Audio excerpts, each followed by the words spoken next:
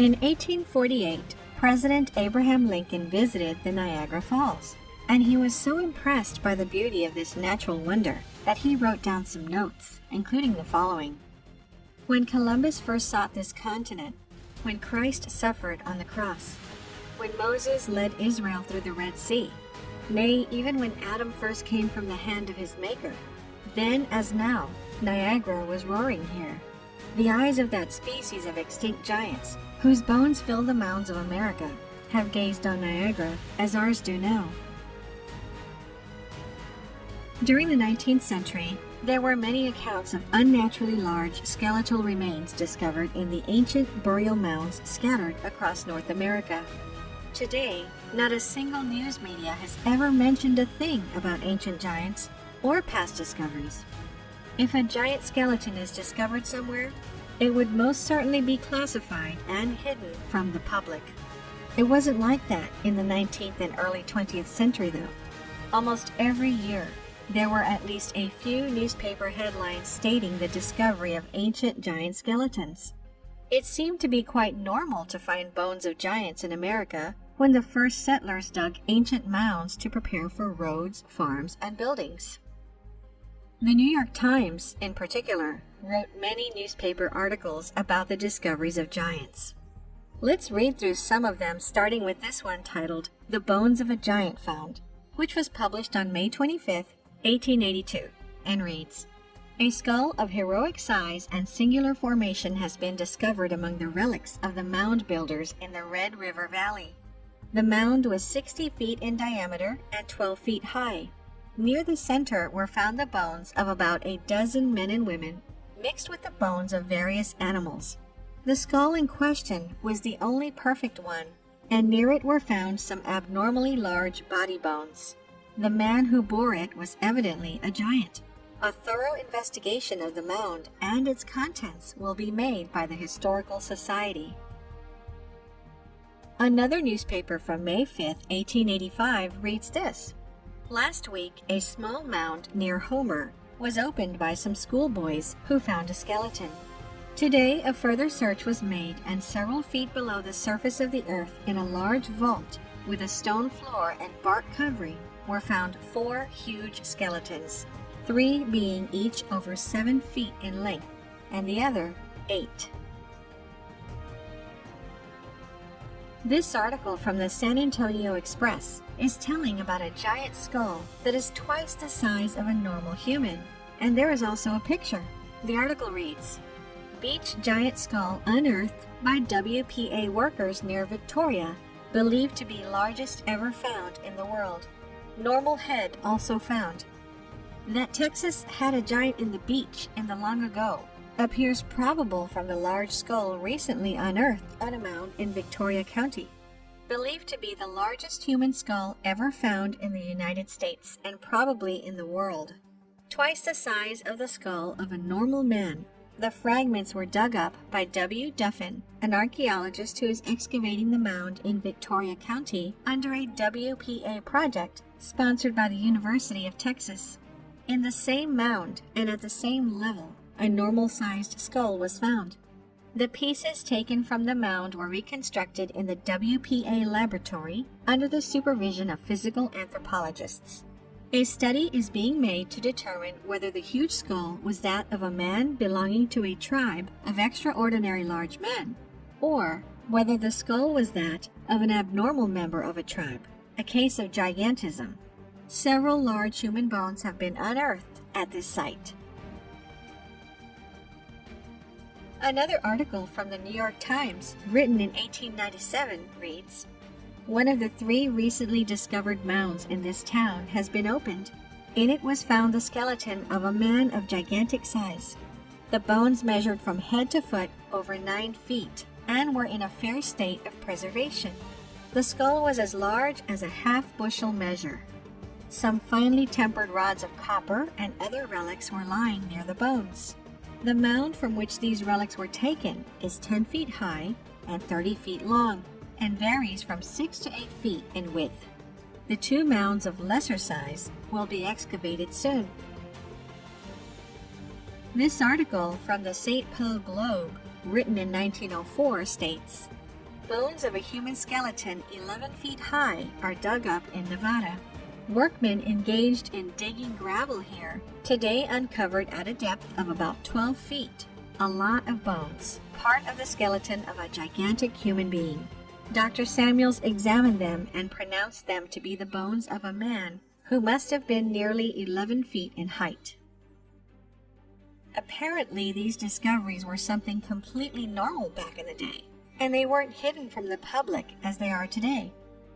The discoveries of giant skeletons weren't limited just to North America. This article talks of a giant's skeletons found in a cave in Mexico.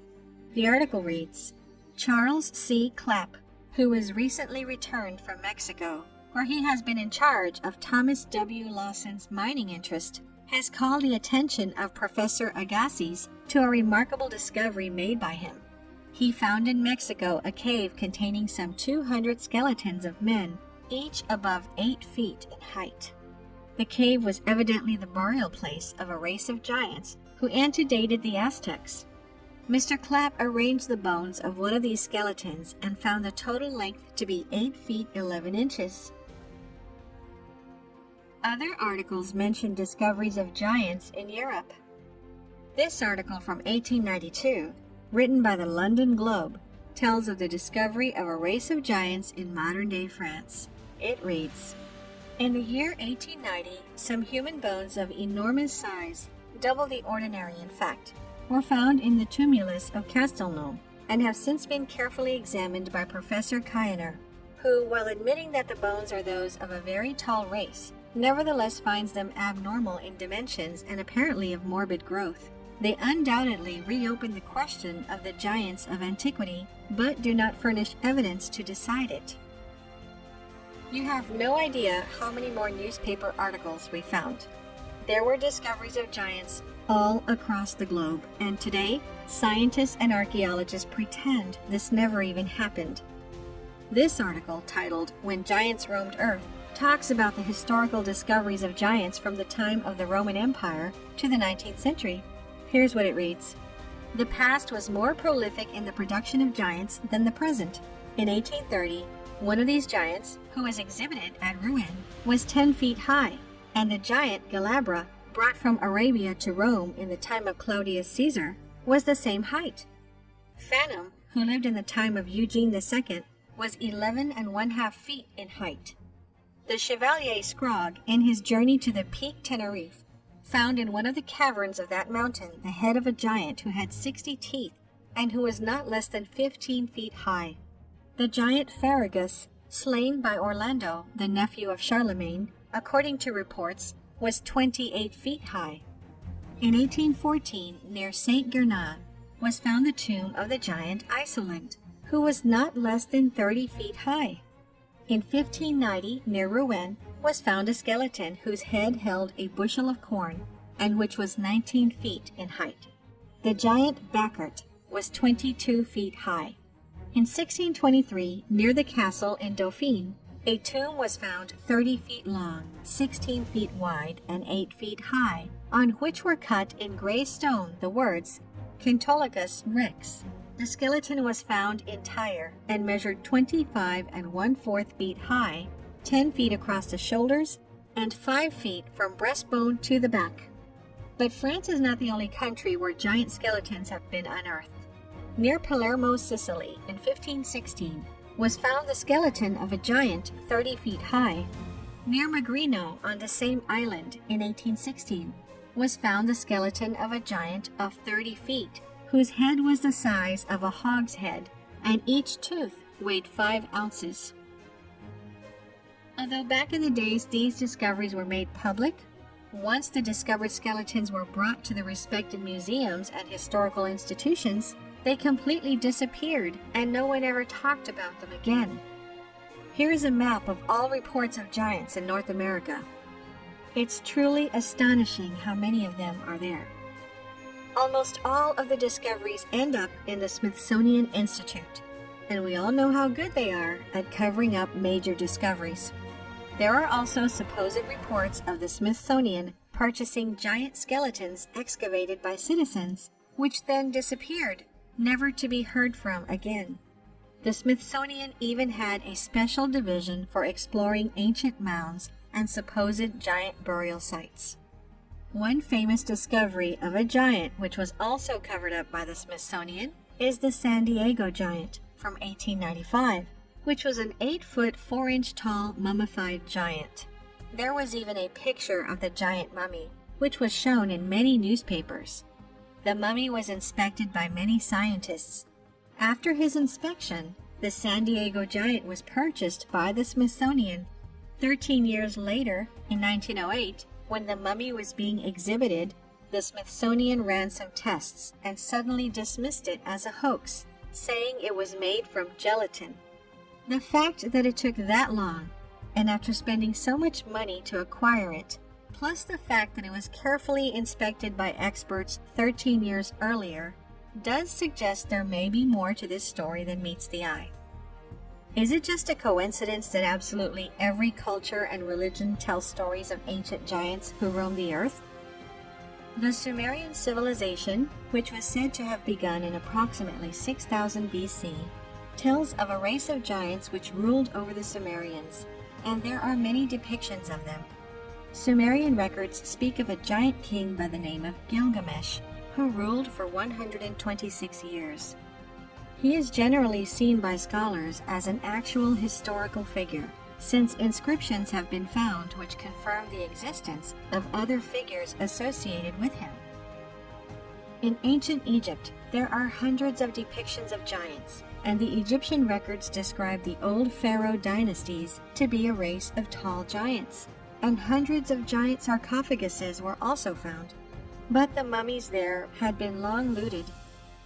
This unusual story, with a headline, Prehistoric Egyptian Giants, was reported in multiple newspapers and reads, in 1881, when Professor Timmerman was engaged in exploring the ruins of an ancient temple of Isis on the banks of the Nile, 16 miles below Najar Jafard, he opened a row of tombs in which some prehistoric race of giants had been buried.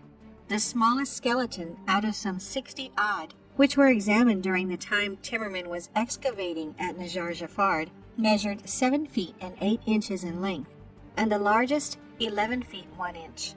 Memorial tablets were discovered in great numbers, but there was no record that even hinted that they were in the memory of men of extraordinary size. It is believed that the tombs date back to the year 1043 BC. According to the German newspaper Bild, an entrepreneur named Gregor Spory took a number of photos of a mummified giant finger in 1988. The owner of the finger was a retired grave robber who found the finger in an undisclosed tomb. The finger is nearly 14 inches long, and if it is genuine, it belonged to someone estimated to have been between 15 and 16 feet tall. The owner of the finger had a certificate to say that the finger was authentic, together with an X-ray image. Later, when Spory returned to Egypt to purchase the finger, the owner had disappeared, leaving us only with the photographs of this discovery. The Book of Genesis, which is the first book of the Hebrew Bible and the Old Testament, tells us the story of an ancient giant race called the Nephilim. The story of the Nephilim giants is further elaborated in another ancient manuscript, the Book of Enoch. Apparently, the Watchers, who were fallen angels, interbred with the women on earth, and as a result, the Nephilim giants were born. We know that these ancient manuscripts describe the Great Deluge, a massive flood which, according to scientific data, really happened. If the biblical flood was real, could the Nephilim giants also be real? The stories about giants don't end there. Every Native American tribe tells of the times when giants used to rule North America, and there were brutal wars between the giants and the Native Americans. The tribes had to unite together against a group of red-haired cannibalistic giants and fought them to extinction. The existence of giants could certainly explain some of the massive megalithic structures around the world, which by now had no explanation of how they were moved, like the Stone of the South at Baalbek, Lebanon, which weighs at a staggering 1,242 tons. On Mount Sharia in southern Siberia, researchers have found an absolutely massive wall of granite stones. Some of these gigantic granite stones are estimated to weigh more than 3,000 tons, more than double the weight of those in Lebanon. It's interesting to note that the original name for Stonehenge was the Giant's Dance, or the Giant's Ring. Stonehenge is a later Saxon name that translates to the Hanging Stones. Giants are also part of the Celtic mythology, the Greek and Roman mythology, the Hindus, Buddhists, Norse, and even in the Japanese Shinto folklore. In fact, there's an amazing video from an old military parade in Imperial Japan in which the Japanese proudly show this huge giant and parade him alongside the imperial soldiers.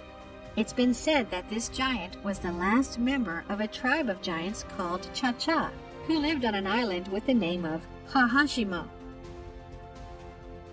There are many historical accounts of giants as well. Flavius Josephus, a 1st century Jewish scholar and historian, wrote this: "For which reason they removed their camp to Hebron, and when they had taken it, they slew all the inhabitants. There were till then left the race of giants, who had bodies so large and countenances so entirely different from other men, that they were surprising to the sight and terrible to the hearing. The bones of these men are still shown to this very day, unlike to any credible relations of other men." During the 1500s, when the Spanish navigators were exploring the coast of the Americas, sightings of live giants were also sighted. 3 captains of Spanish ships reported these taller than average native people on their expeditions to America, as well as Sir Francis Drake, Captain John Smith, and several other notable eyewitnesses. This is what Captain John Smith wrote about them. "The Sasquasahanogues are a giant-like people.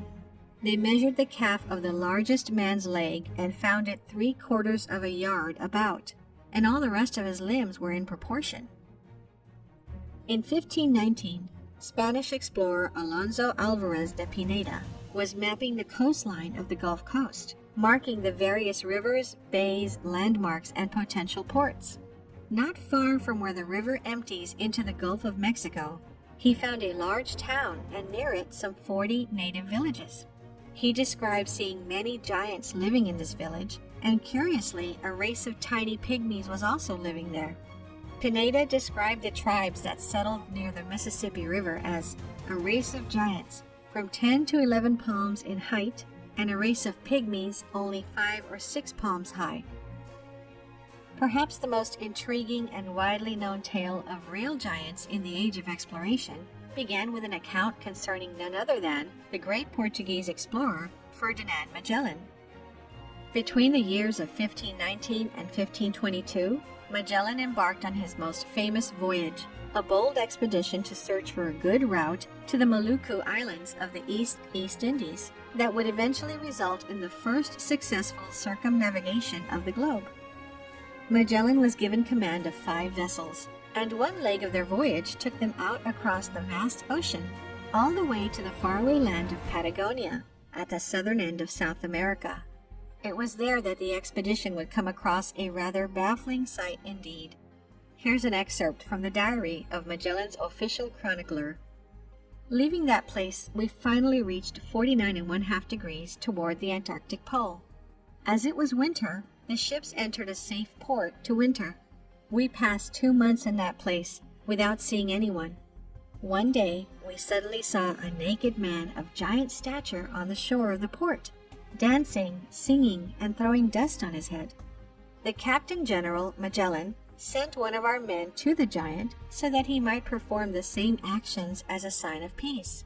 Having done that, the man led the giant to an islet into the presence of the Captain General. When the giant was in the Captain General's and our presence, he marveled greatly and made signs with one finger raised upward, believing that we had come from the sky. He was so tall that we reached only to his waist, and he was well proportioned." It is significant to note that the above narrative is taken from the journal of the official chronicler of Magellan's voyage of discovery. That is the one person above all others who is tasked with recording and keeping the most accurate records of events and activities. whether exotic or mundane. This person is not only responsible to the commander of the voyage, but also to king and country for his eyewitness accounts as a complete, precise, and accurate testimony of events that occurred during the voyage. Based on his position and responsibilities alone, his first-hand eyewitness testimony of encounters with giants must be taken as factual information by an unimpeachable witness. To do otherwise is to trivialize the importance of the chronicler's fundamental accountability.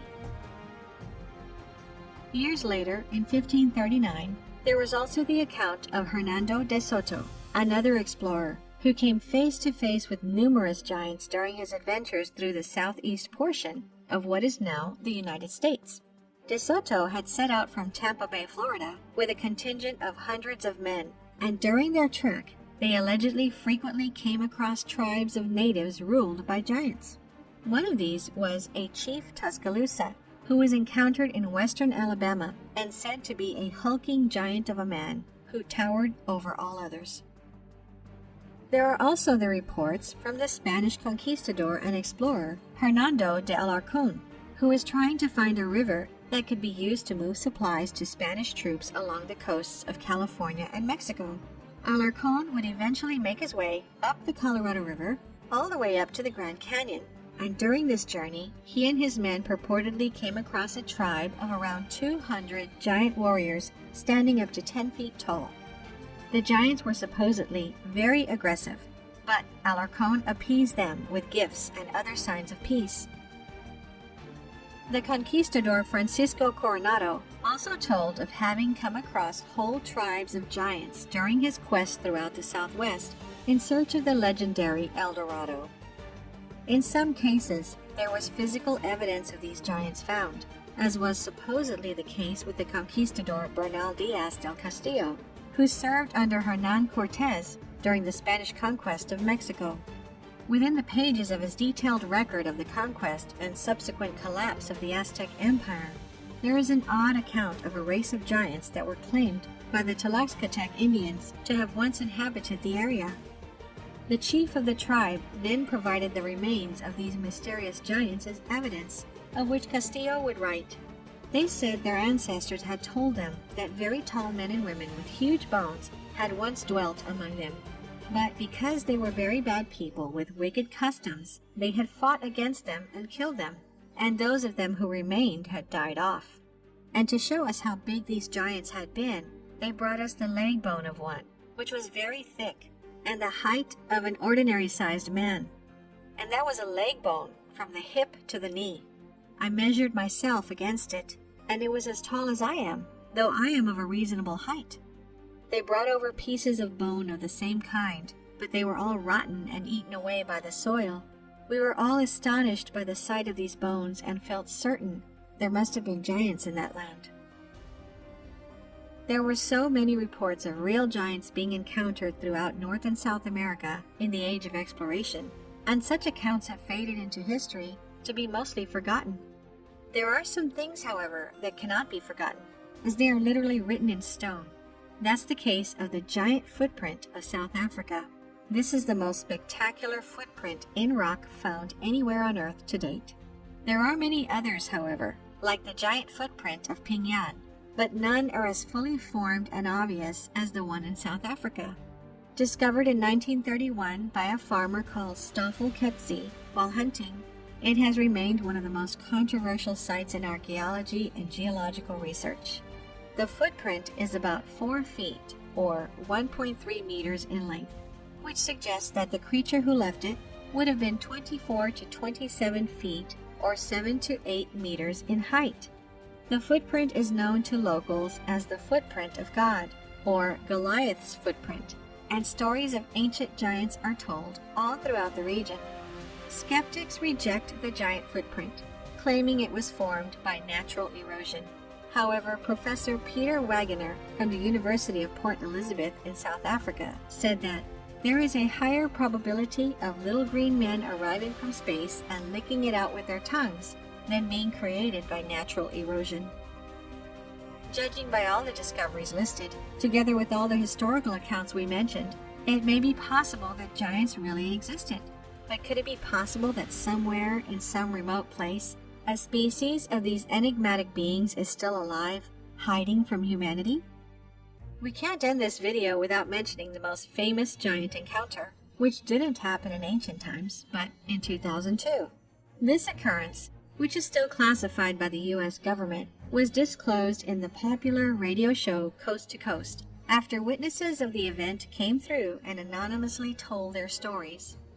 The events allegedly happened in 2002 in the deserts of Afghanistan, where a US Army squad went missing.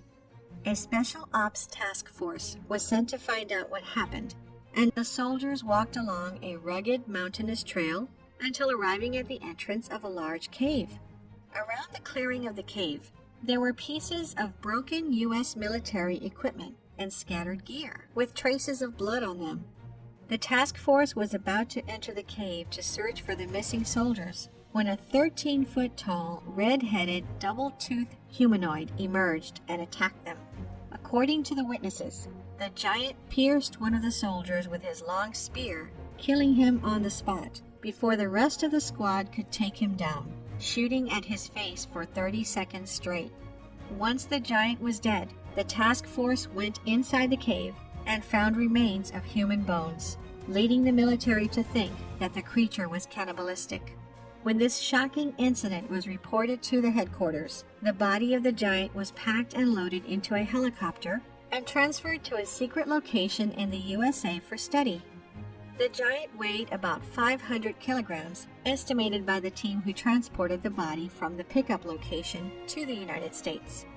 The giant wore a canvas or animal hide to protect his feet, like some sort of moccasins. If there was a living giant hiding for so many years in the caves of Afghanistan without being discovered, we must assume that this giant must not be the only one living on this planet.